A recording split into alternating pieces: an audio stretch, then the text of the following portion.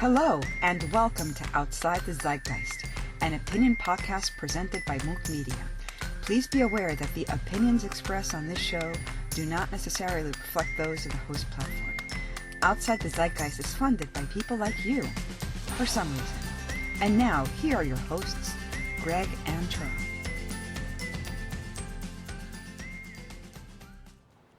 Alright, welcome to episode 3 of Outside the Zeitgeist. I am Charles, and I do not like you. And I'm Greg, and I still don't trust you.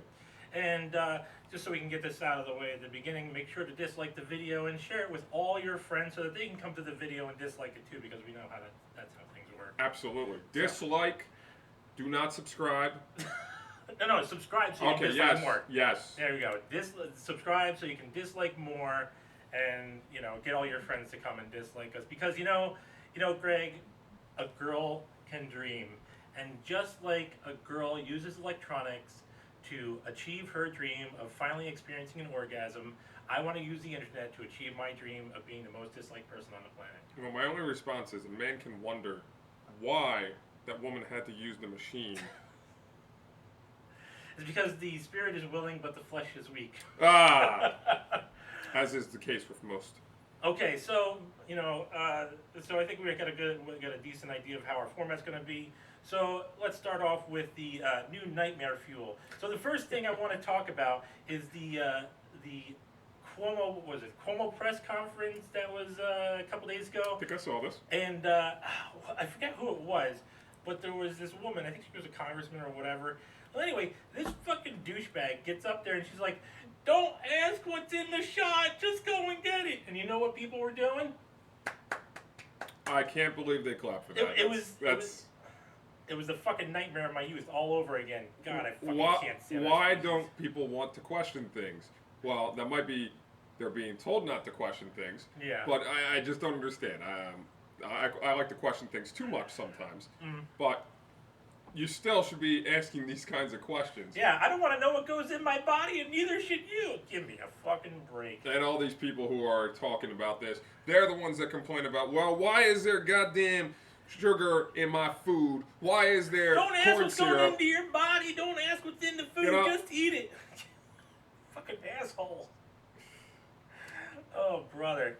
So another big major thing that made the news was the mass shooting that went on. I'm sure we've all heard about this, except what we're not supposed to hear. What was that we're not supposed to hear? The guy's name? The fact that he was a big hater of Trump and all that? Oh, no, it's that he wasn't white. Even more important. That's it. His name gives it away, too. Yeah, I'm pretty sure. And then, of course, Biden comes out and says, fuck warrants and all that shit, go into people's homes and get guns, because that, that works. People used to say that Donald Trump was fascistic, but real fascists will come and take your guns, and what is Biden saying? Well, let's be honest, they're all fascists in their own way. No difference. The only difference is the nuances. Is, like I said before, you want your legs cut off from the right side, or you want your legs cut off from the left side. Either way, you're still not getting health care. But as long as I keep one leg. Yeah. You're not getting either one. Or health care. But, so in light of that, Biden says, oh yeah, just go into people's homes without warrants, blah, blah, blah. And the Ninth Circuit had a case that was going on, and they decided, the Second Amendment only applies in your home. You can only have a handgun in your home. Once you get outside the home, fuck you. I guess cops can't have handguns then, because obviously they're breaking the law at that point. Well, because they're outside their home, police headquarters. Yeah, I mean, and that's the whole thing too, right? There's been, the popular case where the police don't have to protect you, and so now I'm supposed to rely on somebody to protect me that doesn't have a responsibility to protect me. No. I mean, if you go back to, I can't remember what year it was, but if you go back to that one case of the police on the subway, while the guy is being attacked or trying to save a woman or something from the guy that has the knife. Right. And he gets stabbed, and he manages to subdue the other guy, and he gets stabbed, and the police are just there looking on, and they argued in court successfully, I believe, that they were not responsible for protecting his life. Yeah, there was a couple of cases that the police aren't responsible. I mean, And of course you have you have all the pearl clutches, like, oh, we gotta get these mass killing weapons like the AR-15. Greg, you know who uses the AR-15 the most? Hunters. Hunters use an AR-15 because it's a great hunting rifle. And why is it called the AR-15? It's a marketing ploy. It is. That's why. It's because people wanted the military to buy it, and so in the spirit of the marketing ploy, you know, titling things for the purposes of selling them. Sure. We here at Outside the Zeitgeist have come up with some products of our own that we think you're gonna like. Now let's start off with this one. Greg, what does this look like to you? It looks like a tissue. It looks like a tissue. I mean, here you all can see it. It looks like a tissue. This is actually the Baby Asphyxiator 2.0. Okay. Oh my gosh. Now we've worked out all the kinks from the first version, right? And I'm sure, Greg, you remember the horrible problems we had with the first version. Let's not talk about those problems. We have to address them because babies were choking on them, and that's illegal. But we're supposed to just asphyxiate them, not let them suck it down their throats and choke on it. But so the way this works is that if you have a baby you want to get rid of, all you do is you put it over their face, and we'll have a little demonstration like so. So you just put it over the face like this, and you'll just never hear from them again. That's how you get rid of people. So here we go. Here's a demonstration. Oh no. Oh no. People, he's gone. He's gone. It's too late for him. Okay, I'll take it off. Who the hell would use that on someone? Anyway, the Baby Asphyxiator 2.0 will be out in stores soon. Look for it at wherever you buy your death machines. And the other product we got to showcase is this right here. Now, Greg, what does this look like? I want to say a common cutting tool called a scissors. Pair of scissors, okay. Maybe skizzers if you're into the lingo. See, this is actually the Woman Slicer 5000 for all your woman slicing needs, because we all got to practice misogyny because that's how things work. So whenever you need to slice a woman, here you go, and it's now got the new and improved function of stabbing. So you just put the blades together, and now you got stabby. What was that guy from the robot from Futurama? Bender. No, not Bender. The other one. I Oh, stab you with my yes. stabbing hand. I can't remember his name, but he's one of the more entertaining side characters. So make sure you get your instructions from him on how to use the stabbing mode of the Woman Slicer 5000. So that was our showcase of our new products here at Outside the Zeitgeist. So yeah, let's move on to the next Nightmare Fuel topic. Greg, what do you got that you want to talk about? Well, I was recently just watching my daily weekly videos from all the various news sources, media sources, I should say, that I get. And one of the things I noticed is that the talk of reparations has never been higher, and I'm even seeing people actually moving forward with legislation in a number of places. I knew about, until today, the fact that it was a big topic, but I didn't know that they were actually putting it, they actually moved forward in Chicago. Oregon, I believe, is going forward or something. The exacts are very weird. If you can prove that for the last 10 years you've identified as an African American, and you can prove that your ancestry was a slave, this is in it. It's really weird. It's like you got to prove this, and you've identified as an African American for 10 years. Like, that's very strange. They will give you $128,000. Now, my first thought was, wow, $128,000 up front is great. Then I heard the rest of it over the course of your average lifespan, which is for black males and black people in general, apparently 75. Who knew? I thought males and females had different lifespans, but 75 was the age that they came up with. And so if you're an age 35 male, apparently over a 30-year time period, you'd be getting about $3,000 plus a year, which really doesn't make much of a difference. Isn't that about how much money we've gotten from the government in form of checks so far? Greg, what are you going to do with your $1,400? Fuck you, Sanders. I'm going to invest in Pokemon cards. Greg, I have something in common with Elizabeth Warren. Oh, yeah? Yeah, I'm a very small part Native American Indian. So when am I going to get a dick hair?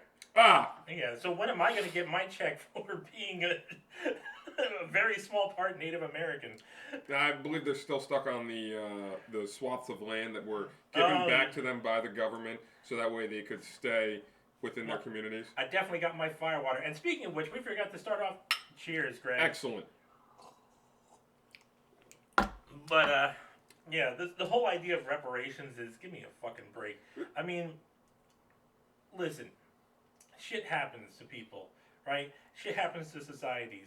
But the whole idea of forcing people, pigeonholing people into a box, or saying, hey, we're going to give you this, that, and the other thing just because of the way you were born, it's still the same problem over and over and over again. So the best response I heard to it was from an immigrant whose family had come to the country way before World War II, but much after the actual time of slavery itself. And they were like, I don't want to pay any money for these reparations. I wasn't responsible for any of them. My family was not responsible for that. We're not obligated to pay these reparations. And that's an argument that I would make myself as a Jewish individual. My family came in 1898, I believe they came into America, and also in the 19 teens, like 1905, 1910, sometime around then. Have you ever been to Ellis Island? Yes. Yeah, I've actually been there when I was married. I went there with my wife, and I pointed out all the names of my family on the stones there. Interesting. Yeah. So, the thing with that is that once again it becomes this problem of elevating people or de-escalating people based on who they are or what they've been through. When rather, why has there never been the idea of, well, let's just set this standard and let's just make sure everybody gets to this standard, which is the same jumping point. So, Well, I mean, I feel like we've gotten there mostly with as far as majority of legislation. There's been a lot of great laws that have been put into place that have put everybody on an equal footing in most regards. You're treated equally under the law regardless of race, gender, religion, any of that stuff. You can't be discriminated against in any way, even though people seem to believe that you can be. I mean, everyone has an equal chance to make money and be successful. Everyone has an equal chance to be an asshole. Absolutely. Just as much as I want to succeed, there's another guy that doesn't want to succeed, and he wants to have his chance at making as much money from the government. And he can. I know there's tons of people that just live off the government. Well, I mean, and statistically, too, that winds up falling back into the 80-20 rule, the 90-10 rule, right? Sure, absolutely. You have the small percentage of people that wind up causing the biggest problem because, let's face it, some people in society are just fuck-offs.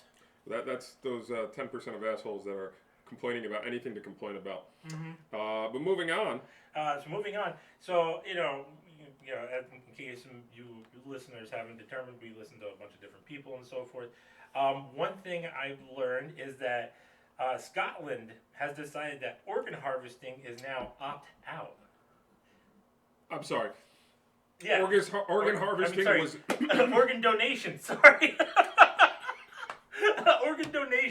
Organ donation is opt-out. And I'm just, the reason why I said organ harvesting is because I immediately thought to myself, was like, oh, someone from China must have went over there and said, you know what, maybe you should do things this way, because the organ market is a huge moneymaker. I mean, it's that old joke, like you fill out the card and you say, organ donor on your license or whatever, and it's like, oh man, we gotta save this guy. Oh wait, he's an organ donor? So, I can't do it. So you're telling me all of these religious people who live in Scotland now, well I know religious. Well, no, let me get to my point. Okay.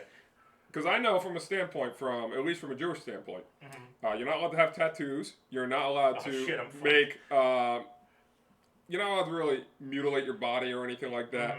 And because if you have any of these things, you would not be allowed to be buried in a Jewish cemetery. Okay, I have to assume that if you were to donate your organs, that would probably disqualify you in some cases from being buried in certain types of cemeteries, or even being part of your religion in some way. Yeah, what's funny is that I have a DNR, but I still refuse to select for organ donation just because I know the bullshit that will happen. Someone's gonna be fighting over their mice, man. I mean, if it weren't for that, I would say, oh yeah, sure, take my organs. I mean, not like I'm gonna need them anymore. I'll be fucking dead, you know. But yeah, it's the whole idea of, you know, now you have to be opt out is just, you know, fuck you. There's a couple of laws I've seen like that. I can't remember the specifics, but my opinion of opt out is that we're secretly putting you into this lottery that you don't know about. By the way, it's not a lottery, really. It's this. You just didn't know about the fact that you've already won the right to have this done to you. It is a lottery. You just you won the ability to not catch a bullet and have your organs harvested. Well, you know, just the opt out is when you have to make the choice to opt out. Most people don't even know they have to make that choice. In fact, I think I saw this something with children and being vaccinated or something like that. Last year I was reading where the particular county was the parents had to opt out of the school district having some sort of control over the children in regards to vaccines or medical treatments or things of that regard. If I can find the article, I will... That brings to mind the legislation was going through. I think it's on suspension right now, but legislation that was going through the District of Columbia, where children could make informed consent. That's probably what I'm thinking of. To be vaccinated without their parents' knowledge or consent. Right, and I think there's I can't remember what county it is or which state it was, but I know that there was an opt-in status with regards to something like this. Yeah, or I mean, opt out. I remember when I was a kid, and you know, I could sure make informed consent about something when I had a couple adults in the room telling me you should do this. Yeah, totally. You got anything else, Greg, or should I? Yeah, I just wanted to mention guns. Guns. Yes, I'm seeing a lot of things about guns. Mm-hmm. It could be all those shootings. Yeah, I mean, it could be. You know, like I've had handguns in the past. I'm actually going through the process right now, which is a somewhat annoying process of owning a handgun here in New Jersey. At least, you know, I can say at least it's not New York, because I've heard about New York's and theirs. It's fucking ridiculous. I wouldn't even try there. Yeah. Yeah. Let's see, what else do I got? So, another thing that I found in the news is that, you know, what's that? Oh, yeah. We'll get to that one. Okay, we'll get to that one, yeah. The death boxes on wheels, and for those of you that don't know what I'm talking about automated vehicles, because anything can be hacked, and in case you're curious about what I just said that anything can be hacked, and in case you're curious about what I said anything can be hacked. So, automated vehicles, so, you know, and automated vehicles, so that your vehicle could be used to kill somebody else without you having any say in it. So there's a thing going around where a lot of police, what's it called? Some police association, they want to have the ability to remote unlock and open the doors for automated vehicles that they pull over. So I think we can all say, based on movies and media, books that address these sci-fi dystopian scenarios, that is an awful, awful, awful idea. Yeah. And whenever you can gain access to someone else's vehicle or device very easily, like that, you can do very nefarious things. I mean, you know, if this goes through, I mean, it's not like you're going to hear about automated vehicles crashing for some strange reason or technical defect in the news, but you know, you're not going to also hear about you know, rapes and murders that occurred because someone accessed the ability to pull over and unlock somebody's car. I mean, that'll just never happen. You'll never hear about that for some. You don't hear about a lot of things. I doubt people even know how much of any of those types of crimes even occur, except for the random statistic that they hear and then parrot and repeat Yeah, I mean, unless some media outlet can use it to promote some narrative, but I mean, were they even covering this next thing? of course not. But even that. I mean, let's not even get into the fact that realistically, if this happens, I 100% guarantee you that a court ruling will come out that says by purchasing this vehicle, you waive your Fourth Amendment right. Yeah, right. Did, Yeah, you waive your Fourth Amendment right. by purchasing a vehicle that is able to be opened by police. I mean, it's not like we have any rights now, but How am I supposed if we were to get to the point where that existed, how would I not purchase a vehicle that's like that? Because, and I say this realistically, because of the fact that cars that run on gasoline and other fuels that are not electricity or soon to be electricity and all that stuff are being cycled out of the system. It's increasingly harder, I would say, probably to find older cars. And at a certain point, you just can't find older cars. So when we get to this point, inevitably there will be a lack of cars that were made before this time period. But at least we got 3D printers. Oh, so yeah. we can 3D print metal. So 3D printers. I'll 3D print my own car, not the tires. That'll be prohibitively expensive and limited to only those who have the access to money. Just like or the else. access to hacking systems where they can get money or resources. So, on to our last nightmare fuel. Greg, you know what the difference is between a poor person and a rich person? If I had to say, this is my truest opinion here, it is the ability or the conviction to move forward with their idea at all times, regardless of what will happen. That's actually similar to what I was going to say. I always say that the difference between a poor person and a rich person is that a rich person has more resources with which to spread their stupidity across the world. And that brings us to Bill Gates, who wants to blot out the sun to prevent global warming. It's really interesting that the person who just bought a whole shitload of farmland wants to blot out the sun. It makes me think and wonder. So, my first thought when I heard this news earlier today was, what is something a classic comic book villain wants to do? First, blot out the sun, because it destroys the world. I mean, what was it? Groot wanted to steal the moon, Absolutely. That would have destroyed the world, too. Mm-hmm.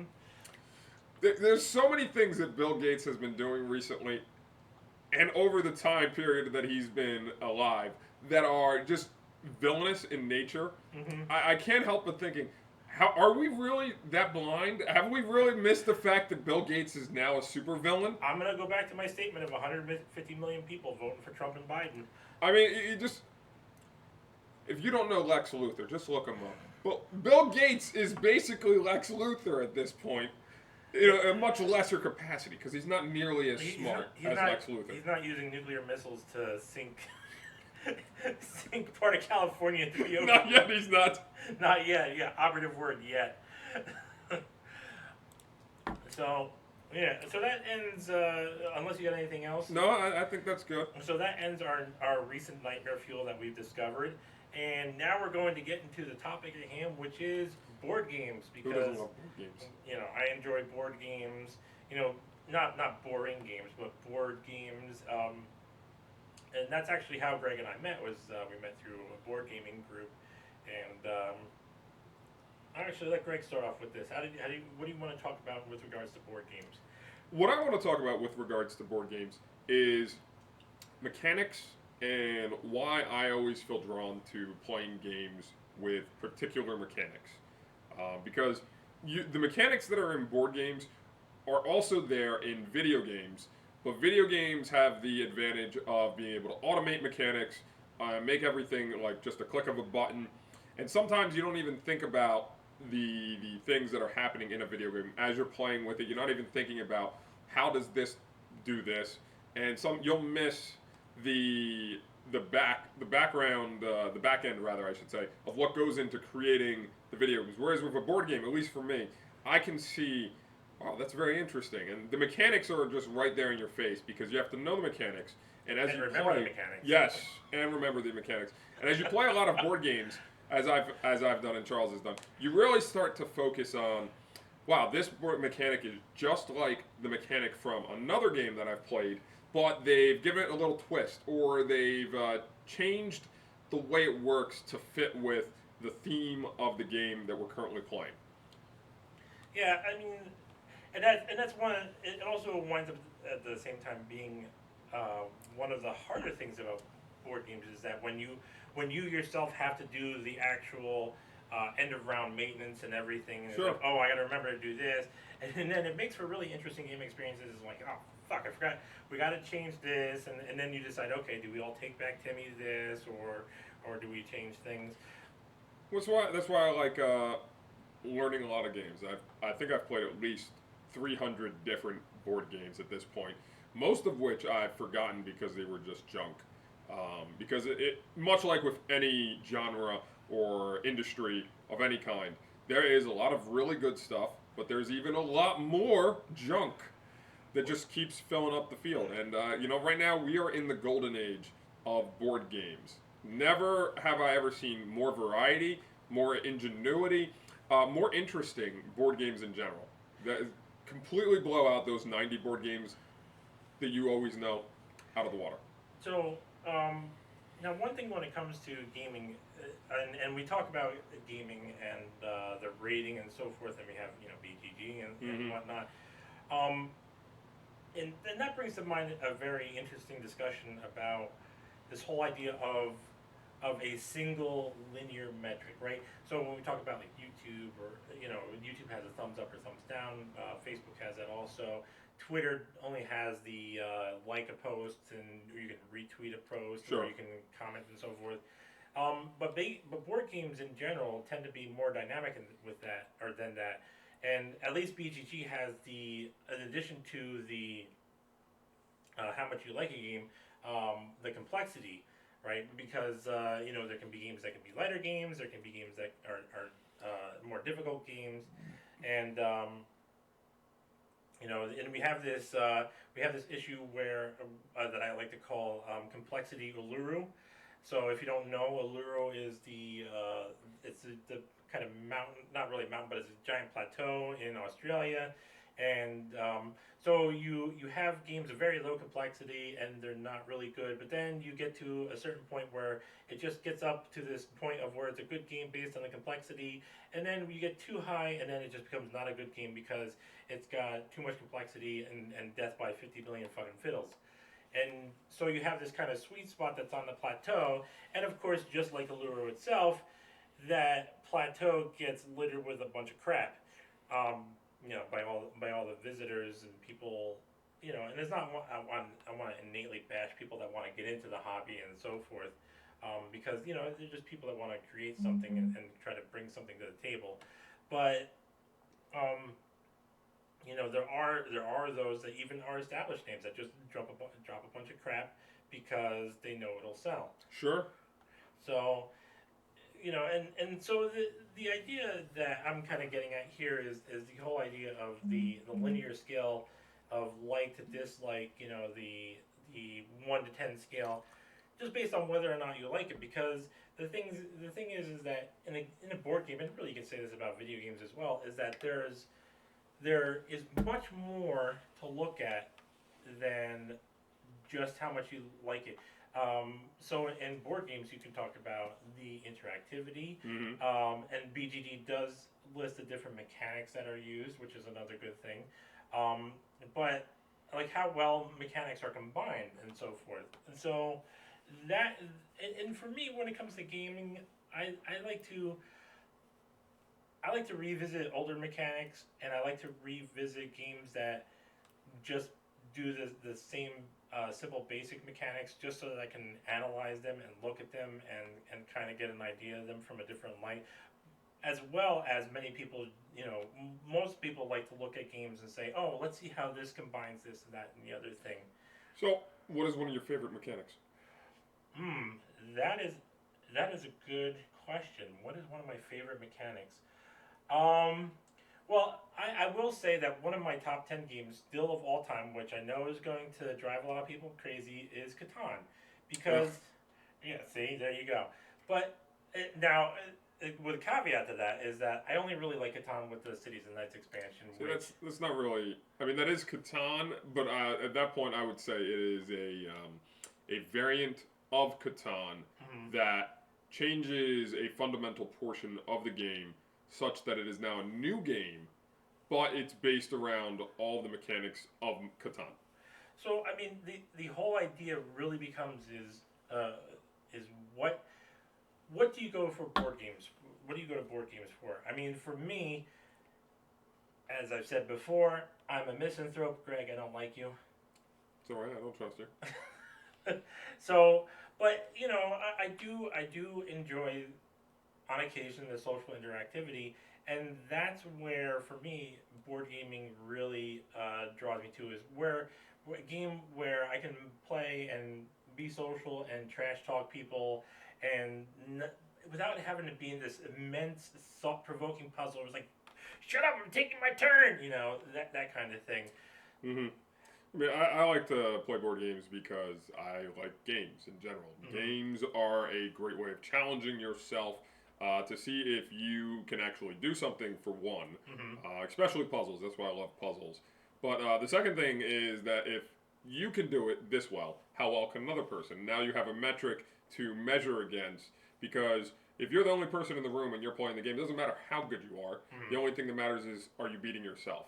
Right. But I mean, that's really, how do you know how well you actually are in general? Because if you're playing, let's say Tetris, and you get up to level 10, you're like, wow, this is really good. I can get up to level 10. Then you go to a Tetris Master, and they're getting up to like level 50 or something like that, and you're like, oh shit, I'm not actually that good at the game.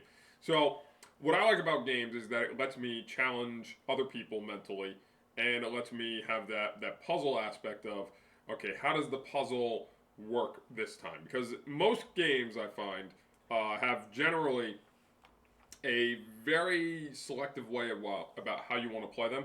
And those games get very boring very quickly, which is why I don't like Catan, because Catan has one or two good paths to victory most of the time, and then it has a third path that doesn't work except for 1 out of 100 times, or some low statistic of that sort. And what I like is games that are different every time you play it, not necessarily in how they work, but they're different in how they could work. Like Marco Polo. Marco Polo is a great example of the fact that the game is always different every time you play it. You can play the basic setup. How can I travel? Oh man, traveling is the toughest thing in that game. When you figure out how to travel, you let me know, because I'm still trying to figure out how to travel. Didn't I win the last game that we were playing? You might have. I think you won. I think I Idiot's Advantage my way through it. But we were playing with the expansion that time, and the expansion makes traveling so much easier. Especially when you get to the end, and then it's like, oh, I'll just pay money, very cheap amounts of money, and I'll just walk however much I want to. Yeah. But, so, you know, like with Catan, that was a game I first played when I was in college, and it was great at the time. I didn't know what it was, and it was good because it got me into the hobby of board gaming again. Because back in the day, my favorite game was always Monopoly. Right. Yeah. Or Risk. Right. See, I mean, and that kind of brings to mind the question, too, because you have what are called the gateway games, which are games that, I mean, it used to be called gateway games, but they're gateway games now because of how the gaming hobby has developed over the years. But that brings to mind the question of, well, do we, by having games that are specifically qualified as gateway games and then others that are considered as more expert games, do we create this kind of barrier to people, and do we want that barrier? Now, for myself, you know, I will say, and actually this was actually a little piece of wisdom by I can't remember his name, but I'm sure it'll come to me later on. But he said that, well, you know, I don't really want this you know, this interest to become mainstream, because once it becomes mainstream, then it gets basically destroyed, because so a hobby is created because somebody says, well, I like this, and then other people get into the hobby because they like the idea as well, and they all add their own little part to it. But once something becomes mainstream, well, then everybody's adding their own little part to it, and then it becomes diluted from what the original hobby actually was. So I think almost anything is really good if it's going to be at a hobby level. Mm-hmm. If you have at most 15% of the maximum amount of people that you could have in it itself. Mm-hmm. And the reason I say that is because once you start approaching numbers where a third, like even 20% or 30%, when you get that many people that are into it, mm-hmm. That does become a problem where you do start to have too many ideas. That's the problem with video games right now, I think, is that there's too many people trying to get into the space because they see that there is money in making video games. They don't know why there's money in making video games. That's the problem with movies. Movies hit that or board games. I mean, you see sure, that board games is getting to that point as well. But movies got to that point, like back in the 70s and 80s, they were already getting too many people making movies, and by the time we hit the 90s, we had a couple really good ones. But so many movies were terrible. And if you get to the 2000s, so I see that happening in the next 10 years for board gaming, is that we are going to have even more board games than one, we can consume, two, than we really even need. It's and interesting. they'll just be really bad. That's interesting you say that, because I believe that we're actually already at that point now. And, you know, it really brings up an interesting philosophical question about any kind of, you know, niche hobby or interest in general. Is at what point does it become where there's too many people involved? Once capitalism has figured out how to make money off of it. And I say that truthfully, because capitalism is a great economic driver for figuring out what makes money. Okay? Mm-hmm. So if you have, we'll say, this phone right here, mm-hmm. this phone is worthless unless somebody wants it. Okay? Once you figured out everything, really. Yes. Let me explain, go a little deeper. Once you figured out that people want this phone or a type of this phone, then you can start talking about what it's going to provide for the people and start selling it to people. And from that point forward, you can figure out, why do people want the phone? Is it because of this or this or this? And when you drill down to the most common denominator as to why people want the phone, then you can start making only varieties of that version of the phone that will appeal to the most general audience, which is good and bad. It's good because you get a lot more people to buy your product. You start making a lot of money, which is really the ultimate goal of why you started the phone to begin with. But you also lose a lot of that specialization that it could have had, but because nobody's going to support it, maybe a fraction of the total population of people who will buy the phone are not going to buy it anymore, or they won't buy the general phone, they'll only buy the very specific phone.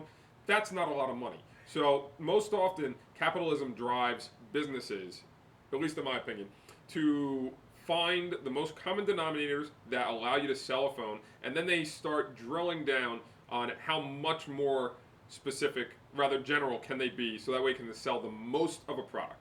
And at that point, you only have a few outliers of companies that really make the good stuff, mm-hmm. but it tends to be prohibitively expensive to some people, if not most people. And so you'll have an overflooding of the market of just a bad product, which appeals to the most people, but the appealing is not to the lowest good. common denominator. Correct. And that brings to mind, you know, a few questions, and I'm sure that'll be a discussion we have in the future. But, you know, because you mentioned capitalism specifically, but the whole idea is, well, you look at the pursuit of the creator of any product or any intellectual property, and is it to make money, or is it to have this certain idea, right? So, and we see that in games. Like some games, they just You know, and that's why I say, you know, well, maybe the golden age of games has already passed because, I don't think so. well, I mean, in some ways maybe because you see companies that are just really just, oh, we'll take this mechanic and this mechanic and this mechanic and just slap it together and see how it works, rather than people kind of bringing their new ideas and inventions to the space. I honestly believe that the Kickstarter initiative by many of these companies, be it the fact that it's a double-edged sword, that you have a lot of just people piling onto because it's a Kickstarter, Right. which seems to be a trend. I don't know why. It's, hey, it's Kickstarter, let's jump in on it. But I do believe also it is the ones that are just really, really awful are just not getting funded.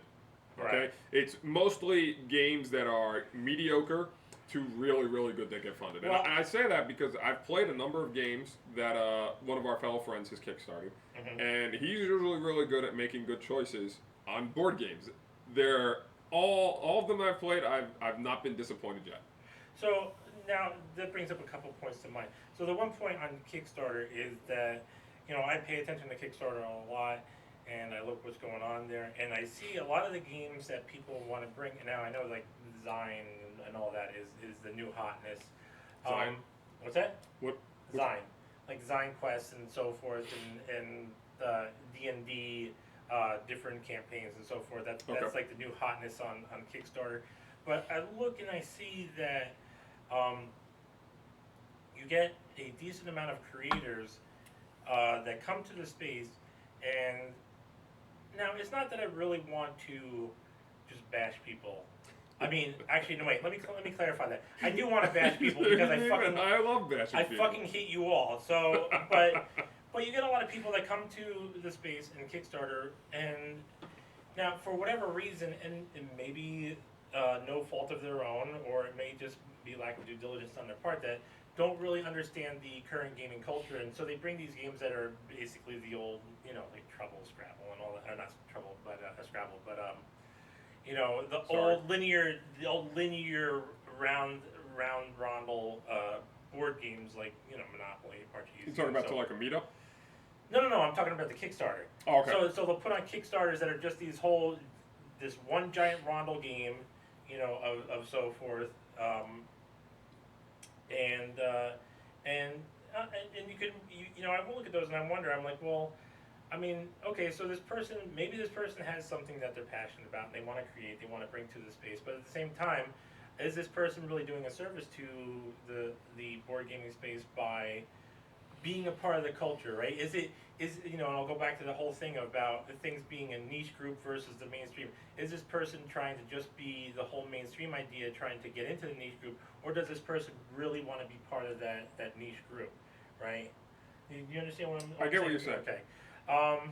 And the other point that I wanted to bring to mind was, or that I wanted to bring up is, so gaming, so anything in general, you know, albeit movies, gaming, and so forth.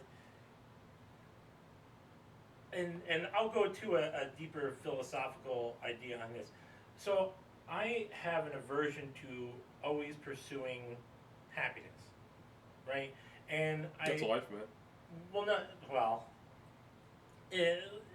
Here's how it works. So the whole idea is like people are like, oh, I want to be happy and this, that, and the other thing. But the whole idea of being happy is, well, number one, it's a subjective term. Sure. But number two, you're talking about trying to put yourself in a situation constantly where you get normalized to. And if you normalize yourself to a situation, That's not good. right, it's not good because then your expectations change because now you're looking for that next fix. You're looking for that, oh, what's the next better thing? So me personally, I kind of bring that to gaming where I'll play games that are really good games, but I don't like playing the really good games all the time. I like going back and playing the mediocre games and the games that are just kind of flat. And, you know, especially you see in fillers and whatnot, because it balances you, because you're not getting that happiness fix all the time. I think you're addressing a bigger issue, which is has nothing to do with board gaming in general. Well, yeah, that's what I'm saying. But it's not something that's specific to board gaming, but even in board gaming, it can apply. Sure, I mean, I treat funnel cake the same way. That's my favorite food. I only eat it at most 3 times a year. The reason I do that is because if I were to eat it more than 3 times a year, I would become too used to eating funnel cake, and I wouldn't enjoy it as much as I do. The ooey gooey, crunchy, fried goodness with powdered sugar, so good. I can't argue. The best funnel cake. You will get no argument from me whatsoever. You gotta go to those crappy beaches where they have the boardwalks and everything. Yep. You will get the best funnel cake from there. And why is that? Because at the boardwalk they only use the cheapest goods to make the food, and funnel cake is a food of the people. I mean, I'm the same way with langosh, which is a traditional Hungarian thing, which is basically the same thing as funnel cake, but in the local area you get it from. I wonder if they're still going to have the Hungarian festival in New Brunswick. But like I wanted to bring that up as the kind of the topic of the importance of the filler, right? Is you go through this good game, and maybe this good game is also something that maybe you have to think about a lot, but then you have this filler in between. Where it's okay, you don't have to think so much, and you kind of be social more and jab at each other more, and kind of relax your brain a little bit, and then you go into the next good game. Let's go into a game that I've played at least 3 dozen times now. Probably more than that. I'd probably say it's closer to 5 dozen or more than that. Really? Yes, Concordia. Okay. Concordia is a fantastic game. Mm-hmm. It is not only is it in my opinion one of my top 20 games, because I put it up there because it's just such a good game. They've made fantastic expansions for the game. Oh, I love the fish expansion. The expansions have made the game less boring, because the one problem you find with a lot of games after you've played them at least 10 times, especially the Euro variety. Oh, absolutely, is that the game tends to you've seen all of, or at least a majority of the options of how to win. And so you get bored with the options. And Concordia could have easily fallen into a category where it was just very boring after 20 plays of the game. But they've come out with new maps over time, which have completely different ways in how they interact with the player. They've come out with new cards. They came out with an expansion that was completely different, in which it turned it into a team-based game, which is really, really good. This team-based game, yes. They have an expansion where they replace one of the resources or one of the ways that some of the cards interact with the board with what's called fish. I'm sure you've heard of it. They're everywhere. But and they've done overall just a good job of making the game stay playable over the years, where you can say, let's revisit that old board, but we'll add in one of the new mechanics into the game, so that way it feels different than when it first was. And go ahead. No, you go. Well, I was going to say, and that kind of segues into an interesting topic about board games in general, is the expansion situation, we'll say. Because, you have games, like even Catan itself has 50 million expansions, right? There's a lot of there's a lot of expansions, and that's one thing Fantasy Flight is notorious for, is making a game and just pumping out 50 million expansions for it.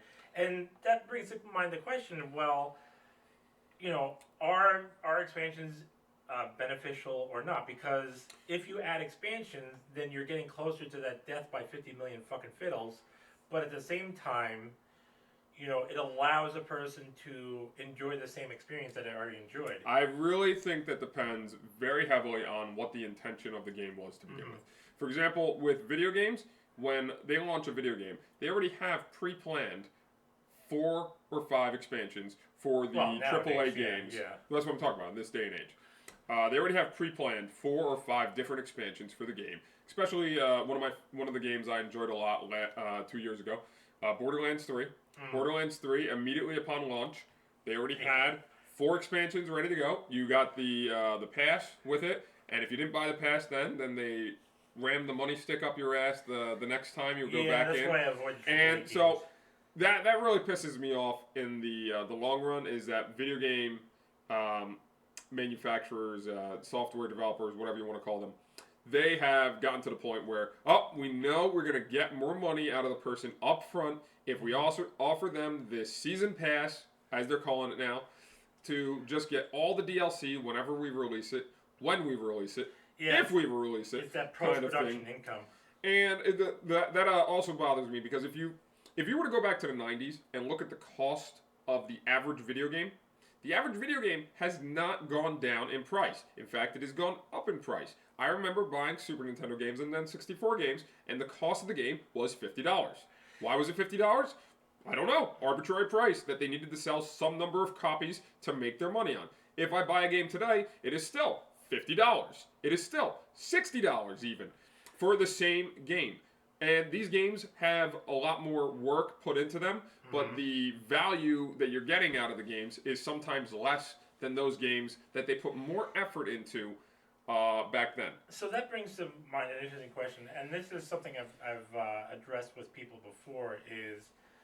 And it's that very same point, is that video games have not increased in price point, but you look at the same time and you see that you have wage stagnation and all that stuff, and we can talk about and I think that brings to mind the broader discussion of economic impacts, which I think we'll probably save for a future podcast. Sure, absolutely. But to go back to the point of board games, speaking of which, because I mentioned Fantasy Flight and whatever, there was a game that came out recently, I got it on Steam, was the Arkham Horror, what is it called, Mother's Madness, and I played through the first episode. It was actually a good one, a good game. It felt kind of like the Arkham Horror game and so forth.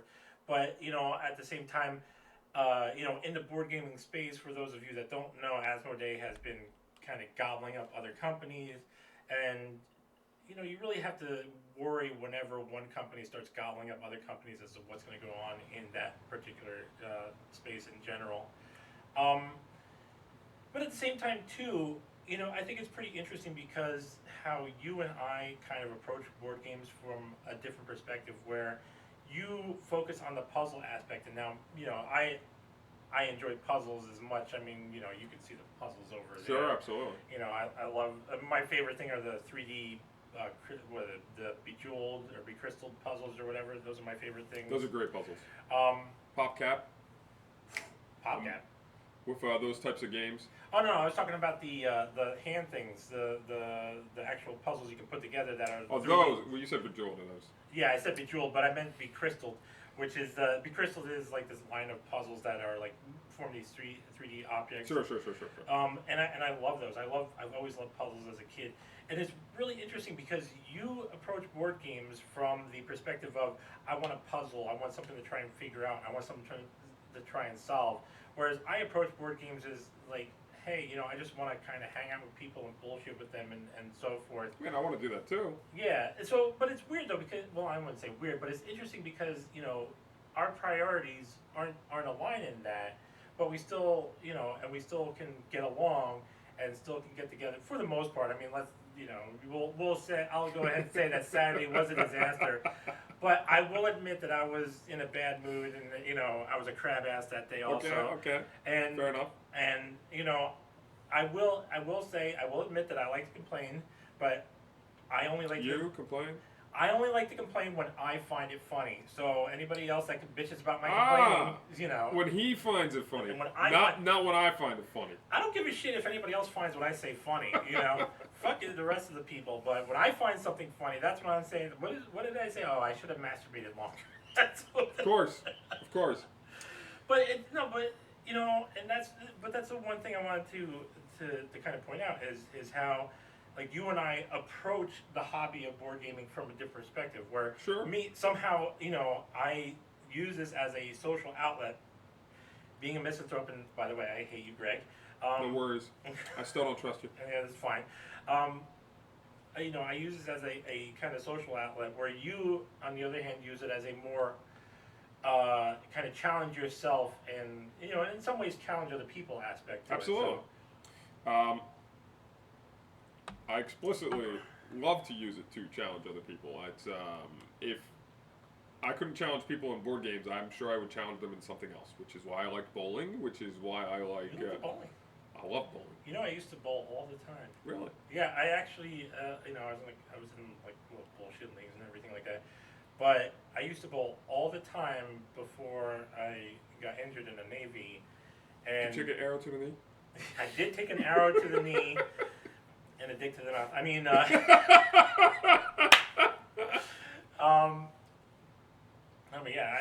I was bowling since I was 7. I used to when I was in my early 20s, I used to drive around with 3 bowling balls in my car.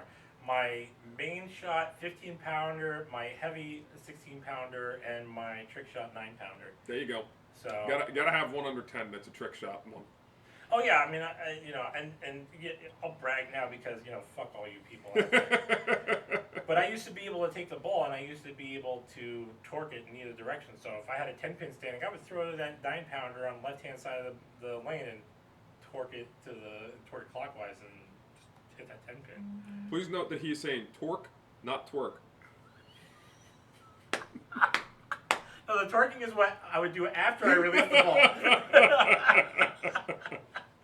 But that brings me back to I play games. Mm-hmm. I do things because I like to test myself against other people. And if I'm being honest, if we weren't testing ourselves constantly as a species against each other, we would not get anywhere. Right, and that's I'm so glad you brought that up because that's one thing even for myself that I enjoy doing. I enjoy testing myself. I mean, look what I got over there, Greg. What do you see? A weird R2-D2. Okay, I painted that when I was 5 years old. Fuck you. You talking about the 3D printer? No, not that. The next to the weird R2-D2, to the right. Not the bookshelf? The bookshelf, right? Look at all those books. I got that, and I got that one over there. And speaking of art, I'll have to show you remind me to show you the artwork. But just remind me that after the show. Okay. But so I have a bunch of books because I like to challenge myself through knowledge, through learning, and that becomes an interesting thing. That is another difference of how you and I approach board games because, what are some of the titles you see over there? Japanese for everyone. Okay, what else? Non-compliant. Okay, what else? Physics, something. Okay, so there's a variety of different ideas. So for me, I like to challenge myself and what I can do, and for you, and I kind of measure myself against myself. Whereas you like to challenge yourself and measure yourself against other people, and that's kind of the interesting thing about board games and what it allows you to do. I mean, I challenge myself against myself every day. There's a lot of games that I play that are explicitly single player, and it's all about how well I personally could do. Right, and that kind of comes back to what I was talking at the beginning of this whole segment of being able to, again, the BGG ratings of the interactivity, because there are a lot of games out there where it's I'm just playing a game, doing my own kind of thing, and just trying to beat other people. Versus some of those games are really good. Concordia is not one of those. Concordia is a game that has a lot of interactivity. I feel most board games can be divided into two categories, and these are very general categories. They are categories that either you have direct relationship with your opponents or you have indirect relationship with your opponents. Yeah, I mean... And what I mean by that is, so Concordia is a game where you have a direct relationship with your opponents. When you play a card from your hand, because the way Concordia plays, the big mechanic in the game is set collection, and card from hand is your action that you're choosing. Because every game is set collection. Set collection, because you're collecting Venuses. Oh you're yeah. Mars. Okay. There's also a territory pseudo control kind of thing, and that's where a lot of the player interaction comes in, is with the set collecting and the territories on the board. Because the primary thing of Concordia is to get houses into cities on the board that produce various resources, so that way you can buy cards that score based on how you've placed some of these houses. So and the interactivity, and that goes to why I still like Catan. It's why it's still one of my favorite games because Very high interactivity. it's very high interactivity. Very, very high. Because and that's what I look for is because the whole point of Catan is, well, how much do you know the other players, and how much can you bargain with them, and how much can you possibly manipulate them into getting what you want? What I liked about Catan when I first played it was that it allowed me to sort of just itch that scratch in my brain for gambling. Catan is a very big gambling game. In the very beginning of the game, you select 2 spots on the board in snake drafting. That means I go, he goes, the next person goes, then he goes again, then he goes, then I go. Right, you have first and worst and last and best. Right. So you're putting houses onto the board, which are considered towns. And they give you resources based on the 3 hexagons that you're touching. Okay? Now, those hexagons give you resources. Get the fuck away. Those hexagons give you resources based on dice rolling. So you roll 2 dice. So the only possible results are 2 through 12, because you can't get a 1. And 2 and 12, I know it sucks. 2 and 12 have the worst roll because it's 1 and 1 and 6 and 6 to get those numbers. Whereas 7, which is on none of the tiles, that moves another guy called the Thief that allows you to steal from players. Robber, whatever. That allows you to move that guy. You block a number on the board so someone can't produce on a hexagon. And you get the resource from their hand randomly. You get to choose a card from their hand. So basically you get to, it moves, it lives up to its name, whereas you get to take whatever, like something, like, oh, what's in here from somebody, and then you just steal. The reason why I call it gambling and why it's scratches that itch. Right, because it's a chance. You have random chance. So you could choose 8, 9, 5 as a result in the beginning, and those could be the worst resources in the game. Or you could choose the best resources in the game. So many games where I've just seen 10 roll out an ungodly number of times. You could choose the better resources in the game, such as like wood and bricks, which you need for almost everything. And they could be like a 10 and a 3.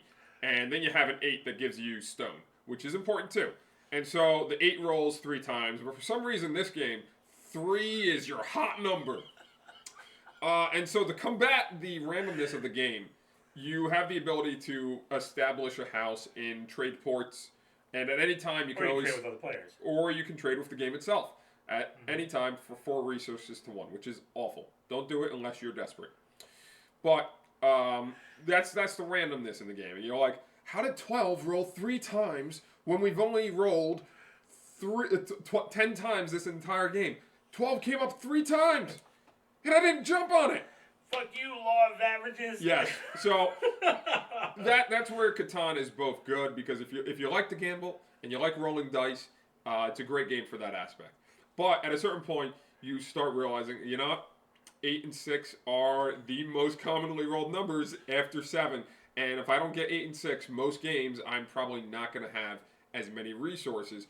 That's where the game lets me down, because in those random games where I do build on a 12, and for some reason I do get those 3 bricks that I didn't expect to get, that allows me to build those 3 roads and take longest road, but not largest army. So, I mean, and that's kind of one thing that kind of, that still draws me to the game, is that it is still a game of chance where, chess is still the most widely played game and so forth, but chess is really deterministic. There's nothing random to it, but... that's why chess is such a good game, is because there's nothing random to it. Well, not only is there nothing random to it, but once you've learned the basics of chess, you're challenging yourself to learn other people. See, for me, what draws me to Catan still is that the randomness requires you to do one thing that a lot of other games don't require you to do so much, and that is adapt. Yes. And you have to adapt I think chess has that aspect in it too. Well, no, but chess doesn't have the randomness. What I'm saying is with Catan, you're adapting to the game. Right, you're adapting to the randomness of the situation, and you have to adapt to the randomness of the situation by interacting with the other players. So if you had a bad roll, how much can you get out of the other player? Like, there was one time where I built on I took over this wood tile, which was the only good number for wood in the entire game, and I had a port that was 2 to 1 wood. That's the worst when there's only one tile for wood that produces. That was really good. Yeah. So I traded away all my wood for all this other stuff, Mm-hmm. and then I played a Monopoly for the wood.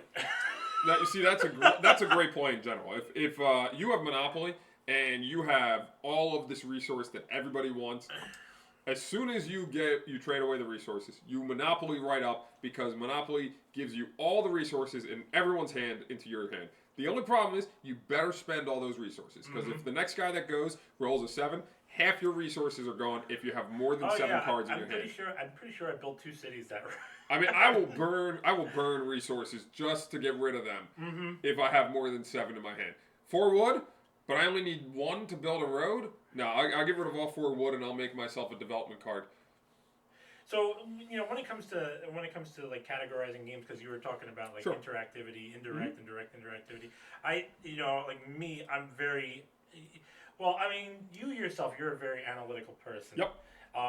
And I will go so far as to say that you could expound upon that, but that's not what your hobbies are. That's not what your interests are.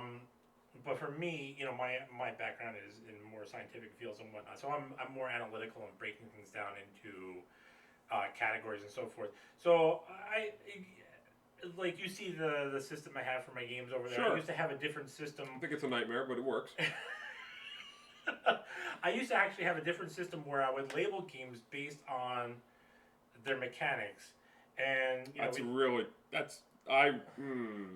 that's so tough. And I'll let you finish. I like the challenge of doing it. I want to expound upon that. So some mechanics I've found, and we talk about like different levels of interactivity. You have action selection, or what I call, another thing I call choice pick, where there's something, it's not kind of like drafting, but it includes drafting, where it actually kind of covers. Well, that's a draft of sorts. Right. It actually includes the action selection and drafting. Choice pick would be a draft of sorts. It's just not the same as what most people would consider drafting. Right, and then you have trading with other players, and then you have dice rolling, you have hand management, resource management. Well, really, they're the same kind of things. So it's really interesting in gaming how, all these different mechanics. And I know I kind of before where I kind of bashed people just kind of throwing mechanics together, but at the same time it is still interesting to watch how people take different mechanics and throw them together to make a game. Like Dwellings, right? Dwellings of Elderville. If you haven't heard of the game, you haven't played the game, and you're into board games, I would definitely recommend it. If you haven't heard of the game, it's in my top 10 of last year of games that I played. If you haven't heard of the game and you're into board games, then you live deeper under a rock than I do.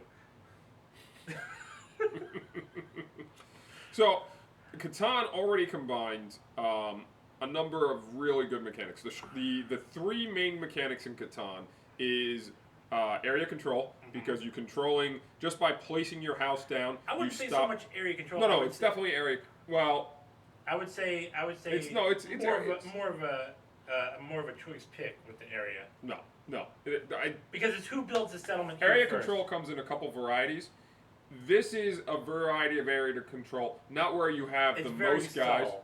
It's a very subtle where you place. Yes. Yeah. So area control in that if you build a house. Well, hold on. Let me pause you there, because the reason why I kind of push back against the idea of area control is that kind of implies that you can change it. So that's why I say it's more of a choice pick of area. I suppose, but you don't. Because like to El me, Grande, it's still right? El Grande is area. That's area majority. That is Right. not area control. It's area majority. But that kind of falls under that same category. Yes, that is another. If area control is the overall arching category itself, that is area majority, which is a lower classification of an area control kind of Right. thing. So and that's why I would say like Catan would be more of a choice pick of area. But it's still an area control game, because by just choosing to build in a spot, you prevent someone from building next to 2 other spots. It's never a game where you're gonna change control of the area, but you're stopping people, you're blocking them from going into other areas just from building into it. That builds 3 spaces away on the same hex. Absolutely. Why not? That way you can't get into my space on either side. Yeah. I'm going to go 3 roads away just so I have complete control of the 8 or the 6. Why not? If I get wood, I get 2 wood. Mm-hmm. You're not getting any. Fuck you. Yeah, fuck you. You don't need that. No, actually, no. It's if you want wood, I'm the guy you talk to. Look, I'm grinding my sheep to make my roads. That's all I know. Fuzzy cows. So, it not only is so there's random luck in the game just from dice rolling, random luck. There's area control to a degree in the game. There is also a minor set collection going on in the game. Uh-huh. You have to buy into the development cards. There is the last big mechanic is resource management, because you're not limited in how many cards you can have in your hand, except for by the law of averages, which is any given 3 rolls, you're more than likely going to roll a 7, which will get rid of anybody that has more than 7 down to half of their card count. And that's one thing I like about the expansion, the Cities and Nights expansion too, is where you can build the city walls, where each city wall you build is increased by 2, and it really just adds this really interesting dynamic to the game. Sorry, but go ahead. So, Elderville, Dwellings of Elderville, also has area control, but it has a much more direct area control, because at the end of every round, if you and another guy share the same space, you go to combat, which is fantastic. You count up how many dice you get based on varying factors, and then whoever has the highest die wins the battle. Highest single die. Highest single die wins the battle. And if you and your opponent both have the same highest single die, then whoever has the next highest single die. And if everyone has the same highest single die, after you go from your 6s to your 5s to your 4s, all the way down to 1s, yeah. Everyone dies. Because that's how war should be. If everyone is equal, everyone dies. But that's actually an interesting perspective. But, you know, and that's one thing, too, where I think the allure of Elderville lies, because, you know, there's a lot of games out there where it's either you win or you lose, but Elderville, like some other games, and I think you find this in most of the top-rated, well, I shouldn't say top-rated, but some of the best games is where not so much you win or lose in any given situation, but every situation provides you with an opportunity to take a different path. Oh, absolutely. That's why even if you lose a battle in Elderville, your real goal may have been just to get your opponent to do something. So if I go into battle against Charles over here, I really don't want to win. All I really want is the goddamn sword I get when my guy dies. Because the sword is a resource. That's usually my strategy, and then I win battles. There's also a quest that you can get in the game that says, lose a battle, get points. Which is why Blood Rage is great. Yeah. But, so Dwellings of Elderville, almost anything you do in the game is going to do something for you. Sometimes you need to win that battle. Other times you're like, screw it, I just want to fuck with my opponent. And just by fucking with people, you can get stuff out of it. Maybe you win a battle you didn't expect to win. I throw my one warrior against your dragon, wizard, and 3 workers. I roll 2 dice, you roll 5 dice. I'm the only one with the 6. Fuck you! That's all that needs to win is the highest single die. And that's one thing, you know, for transparency's sake. When I play games anymore, I just like to be that guy that fucks with everybody. It's very annoying. Very, very annoying. Especially if you're his target of the day. Do not be Charles's target. He will annoy the shit out of you, and he'll do shit just to fuck with you and make it very difficult for you to win. Because I play games to have fun, not to win.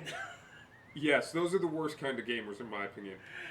I'm the worst kind of gamer. No, you all heard it here. I'm just kidding with you. No, but that's fine. But you know, and you know, you again, do try to win. Yeah, I mean, on occasion there will be points. Like when we first started playing 18xx's, and I was just like, okay, you want me to play serious? Let's play serious, and then don't play an 18xx unless you have half a day to throw away. I promise you that it is not for the light of heart, and you should not be playing that kind of game until you have at least 30 different games under your belt that you understand to a basic degree. Well, you know, so I want to take this opportunity to segue, or not really segue, but to bring up an old news topic. So there was this whole idea that came out before where Ticket to Ride is a game that promotes capitalism. What? Yeah, even Jimmy Dore, What? even Jimmy Dore, who apparently is not a board gamer at all, was saying Ticket to Ride promotes capitalism. That's what he was saying. He's an idiot.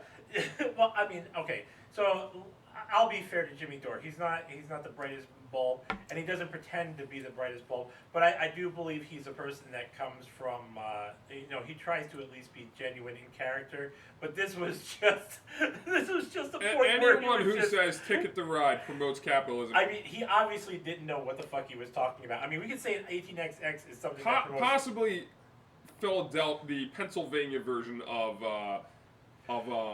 Ticket to Ride promotes capitalism. But even then, I would say that's doesn't promote capitalism. Ticket to Ride for... Unless, of course, he means by buying the game, you're being capitalistic. Right. But, I mean, listen, I'm not going to say good or bad or anything, but I'll just be honest, which I think this is one of those situations where Jimmy Dore was just kind of like parroting another opinion where he didn't really understand. I mean, and we all do that. Like, I'll do that at some points, and you'll do that at some points too. But so for those of you that don't know, Ticket to Ride is really a set collection game and a kind of choice pick game. So the whole idea is that you're trying to get a certain number of cards in your hand to connect to your route, and these cards have to be specific. Don't ever excuse yourself. I mean, own up to it. But anyway. Excuse me. No, you're supposed to say, "Oh man, next time we'll do better." But anyways, so Ticket to Ride is a game where you try to get cards in your hand, and once you have a certain number of cards in your hand, you can build a route connected to your already existing route, and the amount of cards that you're trying to get is dependent on what the board shows, right? It's dependent on the different boards that you play. So at the beginning of the game, you get a couple secret objectives, which where are where you're trying to connect, and it could be New York to San Francisco, which is really hard to do because it is across the entire board, and there are any number of people that could interfere with you between New York and San Francisco by just laying down a set of trains. I'm but so putting Jimmy Dore in the tags after this. please go ahead. But it's also worth a ton of points. So if you make the connection, not only do you have all the points from each of the trains you've put onto the board. By the way, every train is worth at least a point by putting it onto the board. Sometimes it's worth up to 3 points. Well, the longer the route is, the more points you get. Sure. So, but the idea I wanted to point out is that Jimmy Dore has never played an 18XX games because that would be more of capitalism in the game, or like that is definitely capitalism in the game. Or you think of City of the Big Shoulders and so forth. Those are all capitalism in the game. But you know what? Like we 1830 is the intro one, and 1830, even though the rules are simple, it didn't make sense. And you know what actually made sense was that crazy one that we played recently that you played with our friend from North Jersey. Sure. Oh my God, I cannot wait until the next game we play of that. But you know what? Despite all of that, that's actually a game that, in the sense of, the way economics works and companies and stocks and so forth works, that's actually one that actually made the most sense. It's based on real principles. It's based on actual business and economics. It's an economic game, and that's one of the reasons I like it a lot. It's rooted in realistic principles, and it has just the abstract idea of the principle, and it's probably, I would say, just above basic idea thought itself in the form of a game. By the way, for those of you listeners who want to play a game that's really rooted in principles of how the world actually works, play Supremacy.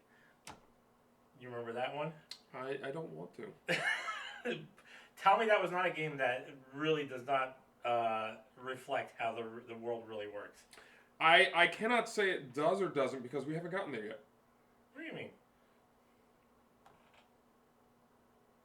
What are you talking about? Are we not talking about that the game with the craziness and the? No, I'm talking about the game where you play as a corporation. The corporations invest in different countries, and then the corporations, depending on how much ownership they have in the countries, will tell the countries to go to war with one another. Yeah.